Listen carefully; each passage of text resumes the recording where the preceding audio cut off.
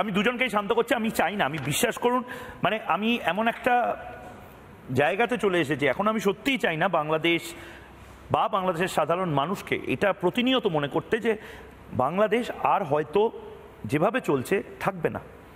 সত্যি এটা নিয়ে গোটা বাংলাদেশে খুব বিতর্ক হয়েছে, কিন্তু আমি বাকিদের কাছে যাওয়ার আগে আমি একবার দেখাতে চাইছি, আমি কেন বারবার বলছি বাংলাদেশে ভয়ঙ্কর মন্দা ধেয়ে আসছে। বাংলাদেশে যারা বণিক, যারা ব্যবসায়ী, যারা শিল্পপতি, তারা বিরক্ত। যারা বাংলাদেশে শিল্প বা অর্থ যোগান দেন, অর্থাৎ যাদেরকে গ্রোথ ইনভেস্টর বলা হয়, যারা গ্রোথ জেনারেট করেন, অর্থাৎ যারা বৃদ্ধির গাছটা বাংলাদেশে নিয়মিত লাগাচ্ছেন, তাতে জল দিচ্ছেন, তারা বিরক্ত। তার একটাই কারণ, মোহাম্মদ ইউনূস না দেশ সামলাতে পারছেন। এবং শুধুমাত্র তাই নয়, ভারতের যারা এই মুহূর্তে দর্শক আছেন, আপনারা হয়তো জানেন, আমি জানি না এখানে যারা বাংলাদেশের অতিথিরা আছেন তারা এই কথা স্বীকার করবেন কিনা, কিন্তু আমার বলতে কোনো অসুবিধা নেই। বাংলাদেশে এই মুহূর্তে যে ট্যাক্স স্ট্রাকচার শুরু হয়েছে, অর্থাৎ যে পরিমাণ ট্যাক্স, যে পরিমাণ সেস নেওয়া হচ্ছে, যেন মনে হচ্ছে যে জোরদারদের সময় চলে এসেছে, যেখানে ভয়ঙ্করভাবে 50%, 60% ট্যাক্স আগে নেওয়ার সময় হতো, সেরকম একটা পরিস্থিতি। কিন্তু কয়েকটা জিনিস এই মুহূর্তে আমি দুটো ম্যাপ দেখাবো। আমি প্রথম যে ম্যাপটা, সেই ম্যাপটা দেখাতে চাই, যেটা আমি বলছিলাম যে কিছু কিছু সুবিধা দেওয়া বন্ধ হয়ে গেছে।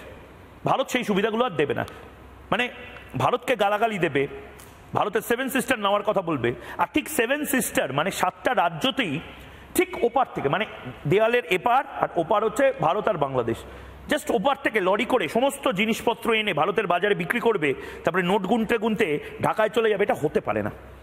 তোমাকে যদি 7 সিস্টার ল্যান্ডলক, এই ডায়লগগুলো যদি মারো, ল্যান্ডলক জায়গা দিয়ে নিজের চা খানো। আমি ফুল ফ্রেমে সেই ম্যাপটা দেখানোর জন্য বলবো, যেখানে প্রথম যে ম্যাপটা, যে ম্যাপে নির্দিষ্টভাবে কোন জায়গা থেকে ঘুরে আসতে হবে। এবং ভয়ঙ্কর বিষয় হলো, কেউ যদি মুম্বাই, গুজরাট, মধ্যপ্রদেশ, উত্তরপ্রদেশে বাংলাদেশের জিনিসপত্র সাপ্লাই করতে চান, আগে কলকাতা থেকে ফ্লাইটে করে, প্লেনে করে সেগুলো সাপ্লাই করা যেত, হয়তো কলকাতা থেকে দিল্লি বিমানবন্দরে, কলকাতা থেকে রাজস্থান বিমানবন্দরে। এখন শ্রীলঙ্কা ঘুরে জিনিসপত্র আনতে হবে, কারণ ভারত সরকার বলে দিয়েছে জামা কাপড়ের ক্ষেত্রে দুটো বন্দর ছাড়া, জলবন্দর ছাড়া কোথাও এটা হবে না। এটা একটা ম্যাপ। এই ম্যাপটা আমি দেখানোর পাশাপাশি আরেকটা ম্যাপ দেখাচ্ছি, যেখানে বারবার, সত্যিই তো 7 সিস্টার নিয়ে যদি এই কথাগুলো বলা হয়, কাহাতক আর আমরা রিল্যাক্স করে বলতে পারি, ও দূর, কিচ্ছু হবে না, কিচ্ছু না, অনেক কিছু হতে পারে। পেহেলগাঁও হামলায় আমরা ঘুম উড়ে গেছে, শুধু নয়, পেহেলগাঁও হামলাতে আমরা দেখেছি যে আমাদের আশেপাশের যারা প্রতিবেশী আছে তারা সুবিধার নয় খুব একটা, পাকিস্তান সুবিধার নয়। আবারও বলছি, বাংলাদেশকে আমার পূর্বপুরুষ, তখন বাংলাদেশ নাম ছিল না, পূর্ববঙ্গ নাম ছিল। পূর্ববঙ্গ থেকে এক রাতের নোটিসে আমাদের মতন যারা এই মুহূর্তে কলকাতার মানুষজন আছে, তাদের অনেককে চলে আসতে হয়েছিল পূর্ববঙ্গ থেকে। 47, 46, 1971 বাংলাদেশের প্রতি আবেগ ভারতের ছিল, আছে, থাকবে, কিন্তু বাংলাদেশ এই বর্তমান সময়ে যদি অসভ্য হয়ে যায়, কি করব? সুতরাং 7 সিস্টারকে কোনোভাবে যাতে আঘাত না পৌঁছানো যায়, আমরা এখন বাংলাদেশকে কাটল করে, অর্থাৎ বাংলাদেশকে পুরো ভুলে গিয়ে, ধরে নিন বাংলাদেশই নেই, আমরা এখন মিয়ানমারের সাথে, অর্থাৎ বার্মার সাথে যোগাযোগ স্থাপন করে, তাদের বন্দর ব্যবহার করে গোটা 7 সিস্টারকে খুলে দিচ্ছি একদম। দেবাশিস চৌধুরী বলছেন, সেই ম্যাপটাও দেখাচ্ছি, দেবাশিস দা সীতাবে পোর্ট আছে, এবং সেটাই একদম এবং এটা কিন্তু ওদের জন্য সমস্যা হবে। দেবাশিস দা, আরাকান সেনার দখলে কিন্তু এই পোর্টগুলো রয়েছে। শুধু তাই নয়, কালাদানটাকে আমরা কিন্তু অ্যাক্টিভলি চালু করেছি। এটা কিন্তু বাংলাদেশে কন্টিনিউয়াস ভারতের অখণ্ডতাকে যখন একটার পর একটা প্রশ্ন করছে, এত সুবিধা নেওয়ার পরে, ময়ূক তুমি চমকে যাবে। এখানে তো উনি চিৎকার করলেন, আমি ভেবেছিলাম বাংলাদেশের কাউন্টার পার্ট যারা আসবে তারা অন্তত দেশের এই নৈরাজ্যের বিরুদ্ধে কথা বলবেন। এই প্ল্যাটফর্মগুলোতে আমরা যেমন আমাদের আভ্যন্তরীণ রাজনীতির বিরুদ্ধে, যদি আমাদের জনসাধারণের বিরুদ্ধে রাজনীতিটা হয়, আমরা মুখ প্রকাশ্যে বলি, এটা আমাদের দেশের ভালোর জন্য বলতে হয়। যেখানে ভারত এখনো পর্যন্ত ওদের পোশাকের $55 কোটি 2023-24-এর আমরা নেই, আমরা যার কাঁচামালটা 10% আমরা দিতাম, তারা বলছে যে ইকোনমিটা দাঁড়িয়ে আছে বস্ত্রবয়ন শিল্পের মাধ্যমে, কিছু কিছু কোম্পানি আমাদের সেভেন সিস্টার থেকে শুরু করে আভ্যন্তরীণ মার্কেটটা চষে বেড়াচ্ছে, সেগুলো বন্ধ হয়ে যাওয়ার পরে তারপরেও আমাদের সরকার এই স্বৈরাচারী সরকারের পাশে দাঁড়াতে হচ্ছে। একদম ঝন্টু ভাই, আমি একবার বাংলাদেশের যিনি চুপ করে বসে আছেন মোহাম্মদ আবু আবিদের কাছে আরেকবার যাই। মোহাম্মদ আবু আবিদ, আমি একটু সাইডে রাখেন না।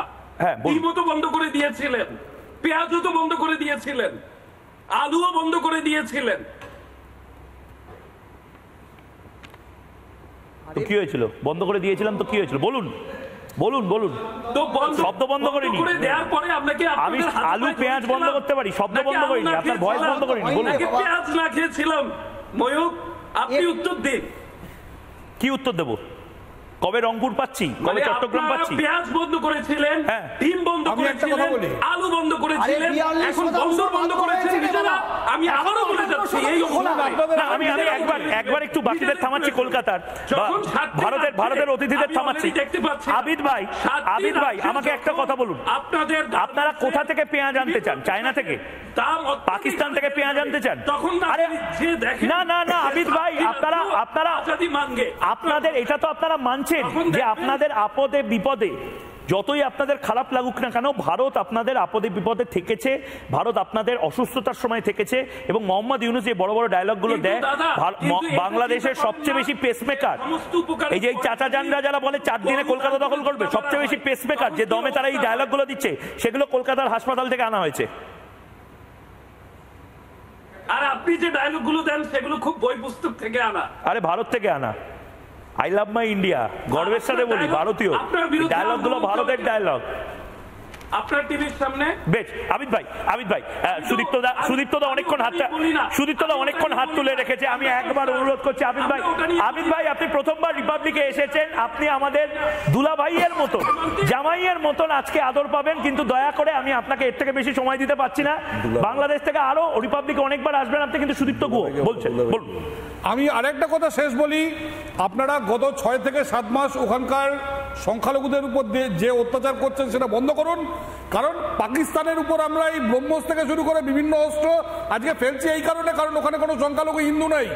কালকে আপনারা যদি সব সংখ্যালঘুকে ওখান থেকে বের করে দেন, আমরা কিন্তু ফ্রি হ্যান্ড পেয়ে যাব, এবং এই ব্রহ্মস এবং এই যে অস্ত্রগুলো এগুলো আপনাদের দেশে গিয়ে আবিদ ভাই স্ট্রেট বলে দিচ্ছি, দয়া করে সংখ্যালঘুদের উপর অত্যাচার বন্ধ করুন। এবং এই আমাদের যে ইয়ে আছে কৃষ্ণবাবুকে ছাড়ুন। যদি না ছাড়েন এবং অত্যাচার যদি বন্ধ না করেন, এই ব্রহ্মস আমরা ঢাকায় টেস্ট করবো, এই ব্রহ্মস আমরা চিটাগাঙে টেস্ট করবো, এই ব্রহ্মস আমরা বরিশালে টেস্ট করবো, এই ব্রহ্মস আমরা খুলনায় টেস্ট করবো। তখন আপনারা দেখতে পাবেন। কিন্তু আমি দুপক্ষকেই শান্ত করছি, আমরা দুপক্ষকেই শান্ত করছি। আবারও বলছি, ভারতবর্ষ এমন একটা দেশ যে দেশ যুদ্ধবাজ নয়। ভারতবর্ষ একটা দেশ যে দেশ কোনোদিন যুদ্ধ শুরু করেনি। কিন্তু ভারতবর্ষ এমন একটা দেশ যে দেশ গৌতম বুদ্ধের দেশ, যে দেশ ওম মানি পদ্মে হুম বলে, যে দেশ নগর সংকীর্তন শোনে, কিন্তু সেই দেশই প্রয়োজনে ডমরু বাজায়, রুদ্র লীলা দেখায়। ভারতকে নিয়ে ছেলে খেলা করো না। আমি শুধুমাত্র বাংলাদেশ বা পাকিস্তান কাউকে নিয়ে বলছি না, সবাইকে নিয়ে বলছি। ভারতকে ভারতের মতন বৃদ্ধি পেতে দাও, এবং বাংলাদেশের যারা রয়েছেন তাদেরকে বলছি, বাংলাদেশেরও লাভ। আপনারা, আমি জানি না কি খাচ্ছেন, ইউনূস আপনাদের কি বোঝাচ্ছে। বাংলাদেশ অগ্রগতি করবে যদি ভারত আরো বড় সুপার পাওয়ার হয়। ভারত এবং বাংলাদেশ, ভুটান, নেপাল সবাই মিলে আমরা ভারতীয় উপমহাদেশকে আরো পাওয়ারফুল বানাতে পারবো। এই সহজ হিসেবটা কেন বুঝতে পারছেন না দাদা? মোহাম্মদ ইউনূস আপনাদের ডোবাবে। ভারতের পাশে থাকলে আপনাদের অগ্রগতি পাক্কা আছে, গ্যারান্টেড। এটা ছোট্ট বিরতির পর ফিরে আসছি, সঙ্গে থাকুন।